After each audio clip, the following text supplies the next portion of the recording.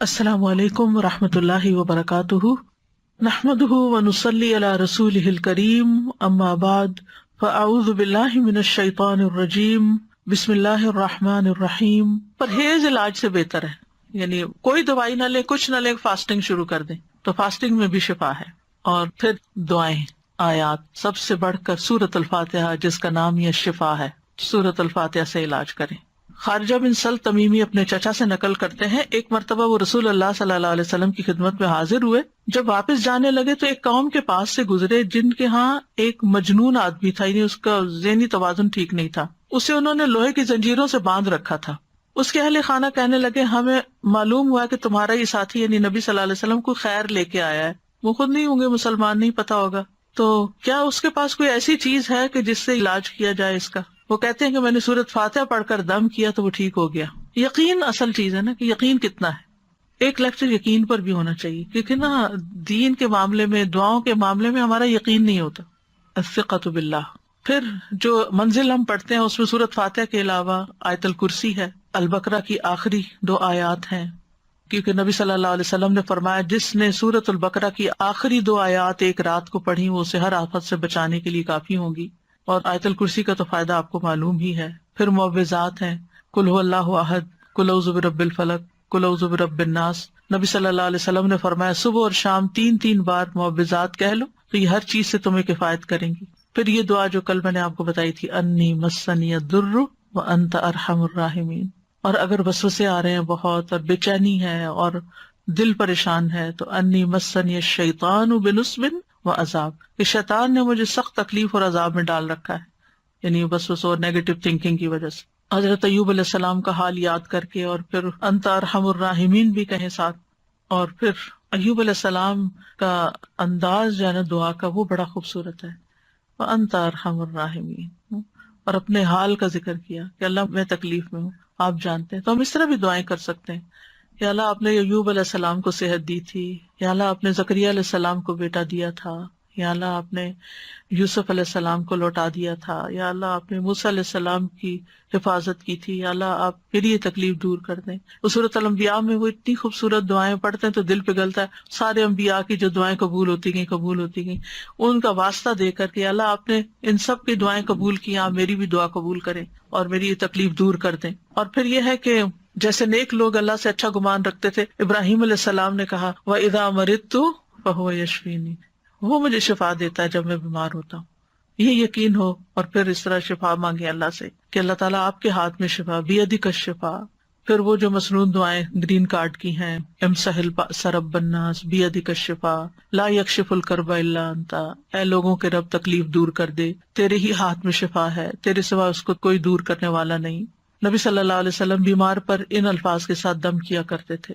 اور پھر ایک اور روایت میں آتا ہے، انس رضی اللہ عنہ کہتے ہیں کہ میں تم پر وہ دعا پڑھ کر کیوں نہ دم کروں جسے رسول اللہ صلی اللہ علیہ وسلم پڑھتے تھے۔ تو حضرت ثابت کی طبیعت خراب تھی تو انہوں نے کہا ضرور کیجیے، تو حضرت انس نے ان الفاظ کے ساتھ دم کیا، اللہم رب الناس مذہب البأس اشف انت الشافی لا شافی الا انت شفاء لا یغادر سقما۔ پھر اسی طرح یہ ہے کہ اگر کوئی جل جائے تو اس کا علاج نبی صلی اللہ علیہ وسلم نے کس طرح کیا۔ ایک خاتون کہتی ہیں کہ میں حبشہ سے واپس آ رہی تھی، مدینہ سے کچھ فاصلے پر تھی، تو کھانا پکانا شروع کیا، لکڑیاں ختم ہوئی تو لکڑیوں کی تلاش میں نکلی تو بچے نے ہانڈی اپنے اوپر گرا لی اور وہ بازو پہ گر گئی اور وہ جل گیا۔ تو وہ پھر لے کے نبی صلی اللہ علیہ وسلم کی خدمت میں حاضر ہوئی، کہا اللہ کے رسول صلی اللہ علیہ وسلم، میرے ماں باپ آپ پہ قربان، یہ محمد بن حاتم ہیں اور ان کے ساتھ یہ ہوا ہے۔ تو آپ نے اپنا لعاب دہن ڈالا اور سر پہ ہاتھ پھیرا اور برکت کی دعا کی، اور اس جلی ہوئی جگہ پر لعاب دہن ڈالتے جاتے تھے اور ساتھ یہ دعا پڑھتے تھے، اذہب البأس رب الناس واشف انت الشافی لا شفاء الا شفاؤک اشف شفاء لا یغادر سقما۔ اور پچھلے دنوں ایک پوسٹ آپ نے بھی شاید دیکھی ہو جس میں وہ کوئی حکیم یا طبیب ایسی ریکمینڈ کرتا ہے کہ اگر کوئی شخص صبح کے وقت اپنا پہلا لعاب اپنی آنکھوں کے اندر لگاتا ہے تو اس کی آنکھوں کی بینائی تیز ہو جاتی ہے اور بیماریاں دور ہوتے ہیں۔ بہرحال لعاب کے اندر بھی اللہ نے شفا رکھی ہے۔ اور پھر اسی طرح خود کو تکلیف ہو اور یہ یہ تو میں نے بہت دفعہ آزمایا ہے کہ درد کی جگہ پر ہاتھ رکھ کے انسان 3 دفعہ بسم اللہ پڑھے اور 7 دفعہ اعوذ بعزت اللہ وقدرتی من شر ما اجد واحاذر.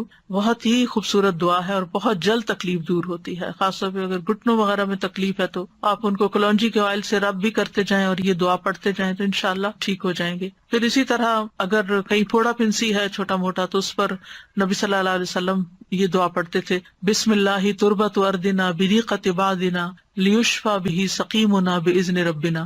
اللہ کے نام کے ساتھ ہماری زمین کی مٹی، یعنی جس زمین پہ انسان رہتا ہے وہیں کی مٹی لے سکتا ہے اگر مدینہ کی مٹی نہ ہو، ہمارے رب کے حکم سے ہم میں سے بعض کے لعاب کے ساتھ ہمارے بیمار کو شفا دی جائے. یعنی وہاں پر کوئی بڑی بڑی فارمیسیز نہیں تھی، کوئی اور علاج کے لیے ہاسپٹل نہیں تھے، تو یہی چیزیں جو تھیں نبی صلی اللہ علیہ وسلم نے عملاً کر کے دکھائیں اور لوگوں کو فائدہ بھی پہنچا. تو نبی صلی اللہ علیہ وسلم کسی کے جسم پر کوئی پھوڑا، کوئی زخم، کوئی تکلیف ہوتی تو لعاب کے ساتھ مٹی لگا کے اس جگہ پر لگا دیتے تھے. اور راکھ کا لگانا جو ہے، آپ صلی اللہ علیہ وسلم کو جب جنگ احد میں آپ کو تکلیف پہنچی تھی تو حضرت فاطمہ نے چٹائی جلا کے اس کی راکھ جو تھی وہ وہاں لگا کے تو پٹی کی تھی، تو اس میں بھی اللہ تعالیٰ نے شفا رکھی ہے. اور پھر اسی طرح تکلیف اور پریشانی کے وقت کی جو عام دعائیں ہیں وہ بھی پڑھنی چاہیے. یا حی یا قیوم برحمتک استغیث اللہ اللہ ربی لا اشرک بہ شیئا. پھر اسی طرح لا الہ الا انت سبحانک انی کنت من الظالمین.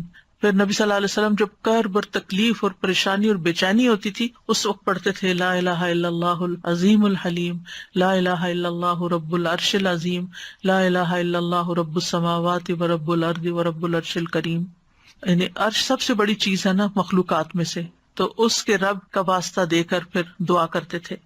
پھر اسی طرح عافیت کی دعائیں بھی مانگنی چاہیے کہ اللہ تعالیٰ بیماریوں سے محفوظ رکھ، خاص طور پر جب کوئی وبا وغیرہ پھیلی ہو یا آپ کسی بیمار کو دیکھیں یا ہاسپٹل میں جائیں یا کسی کی تیمارداری کرنے جائیں. ویسے بھی صبح شام 3 دفعہ اللہم عافنی فی بدنی، اللہم عافنی فی سمعی، اللہم عافنی فی بصری، لا الہ الا انت. پھر اللہم انی اعوذ بک من زوال نعمتک وتحول عافیتک وفجاءۃ نقمتک وجمیع سخطک. اے اللہ بے شک میں تیری پناہ لیتا ہوں اس بات سے کہ تیری دی ہوئی کوئی نعمت مجھ سے چھن جائے اور تیری دی ہوئی عافیت پلٹ جائے اور کوئی ناگہانی عذاب آ جائے، اور میں تیری تمام ناراضگیوں سے تیری پناہ لیتا ہوں. اور پھر اللہم انی اعوذ بک من جہد البلاء ودرک الشقاء وسوء القضاء وشماتۃ الاعداء. اے اللہ بے شک میں تیری پناہ مانگتا ہوں سخت مصیبت، بدبختی لاحق ہونے، بری تقدیر اور دشمنوں کے خوش ہونے سے.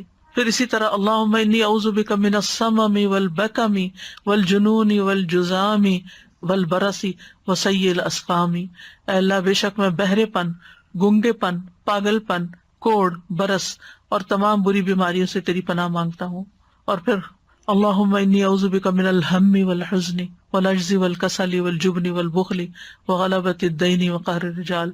اخلاقی بیماریوں سے، روحانی بیماریوں سے نجات. اے اللہ میں تیری پناہ مانگتا ہوں دکھ، غم، عاجزی، سستی، بخل، بزدلی، قرضداری کے بوجھ اور لوگوں کے اپنے اوپر غلبے سے.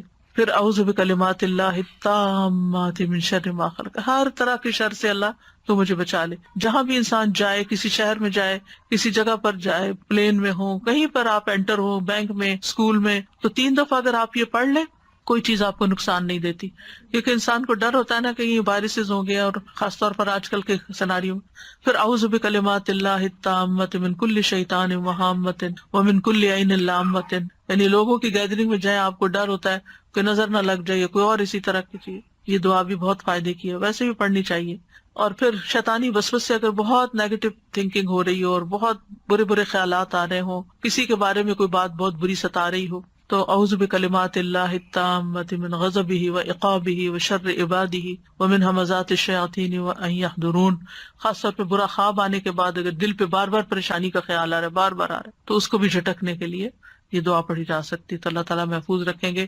بس آخر میں چند موٹی موٹی باتیں کہ اگر آپ کسی بیمار کے پاس جائیں تو کن چیزوں کا خیال رکھیں، کیونکہ مریضوں کی عادت کا حکم دیا گیا ہے، کیونکہ اس سے انسان کو اپنی نعمتیں یاد آتی ہیں اور انسان کو آخرت کی یاد آتی ہے. اور مسلمان کی عادت جو ہے وہ دوسرے مسلمان پر حق ہے، خاص طور پر اگر کوئی قریبی لوگوں میں سے ہو. نبی صلی اللہ علیہ وسلم نے فرمایا جب کوئی شخص اپنے کسی مسلمان بھائی کی عادت کرتا ہے تو وہ جنت کے باغات میں چلتا ہے یہاں تک کہ بیٹھ جائے. اس کے بیٹھنے پر اللہ کی رحمت اسے ڈھانپ لیتی ہے. اگر واقعی عادت کی نیت سے کسی کے پاس جاتے ہیں اور عبادت کی نیت سے اور اگر صبح کے وقت جائے تو شام تک 70,000 فرشتے اس کے لیے دعائے بخشش کرتے ہیں، اور شام کو جائے تو صبح تک، یعنی اتنا بڑا اجر و ثواب ہے۔ اور عیادت نہ کرنے والوں کی مذمت کی گئی ہے۔ اللہ تعالیٰ قیامت کے دن فرمائیں گے کہ میرا فلاں بندہ بیمار تھا، تو نے اس کی عیادت نہیں کی، یعنی تم نے اس کا حال ہی نہیں پوچھا، اگر تو اس کی عیادت کرتا تو مجھے اس کے پاس پاتا۔ عیادت کرتے وقت اسے اجر کی خوشخبری دی جاتی ہے، اور مریض کو دعا دے کر خوش کریں، ہو سکے اس کو دم کر دیں اور دعا کا کارڈ دے دیں، کوئی بھی ایسی چیز اس کو بتائیں کہ یہ بیماری اس کے درجات کی بلندی کا ذریعہ، اچھی باتیں کریں، حوصلہ افزائی کریں، غم گساری کریں۔